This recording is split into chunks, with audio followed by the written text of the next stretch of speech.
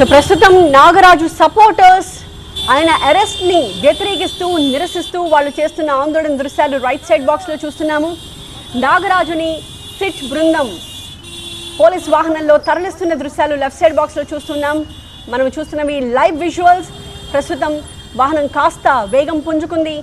మరి కాసేపట్లోనే state guest house కి నాగరాజుని తరలించబోతూ ఉన్నారు.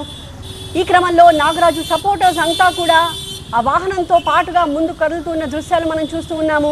వాళ్ళ చేతుల్లో ఆ ప్లకార్డులు కూడా అలాగే కనిపిస్తున్నాయి. నినాదాలు చేస్తూ ఉన్నారు. వాహనంతో పాటుగా ముందుకు వెళుతూ వాళ్ళంతా నినాదాలు చేయడం, నాగరాజుకి న్యాయం జరగాలి అని వాళ్ళంతా పెద్ద ఎత్తున నినాదాలు చేయడం, పోలీసులకి ఆ ప్లకార్డులు చూపించడం, ఇదంతా కూడా మనం కొద్దిసేపటి నుంచి చూస్తూ ఉన్నాము.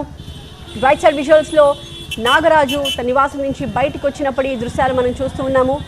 ఎట్టకేలకు కొద్దిసేపటి క్రితం సిఐ నాగరాజు ఎవరైతే ఈ కేసు మిస్టరీ వీడడానికి చాలా కీలకమో, ఎవరైతే తీవ్రమైన ఆరోపణలు ఎదుర్కొంటూ ఉన్నారో సాయికృష్ణ మిస్సింగ్కి సంబంధించి, అలాగే కుటుంబ సభ్యులు సిఐ నాగరాజు మీదే అనుమానాలు వ్యక్తం చేస్తున్న క్రమంలో సిఐ నాగరాజు అరెస్ట్ ఎట్టకేలకు జరిగింది. సో నాగరాజు ఏం చెబుతారు సిట్ అధికారులకు అన్నది ఇక్కడ చాలా కీలకంగా మారింది.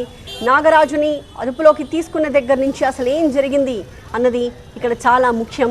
ఆ సమాచారం మనకి నాగరాజు ద్వారానే తెలియబోతోంది. సో సిఐ నాగరాజుని నివాసం నుంచి పోలీసులు సిట్ అధికారులు అరెస్ట్ చేసి కిందకి తరలిస్తున్న దృశ్యాలు రైట్ సైడ్ బాక్స్లో మనం చూస్తున్నాం.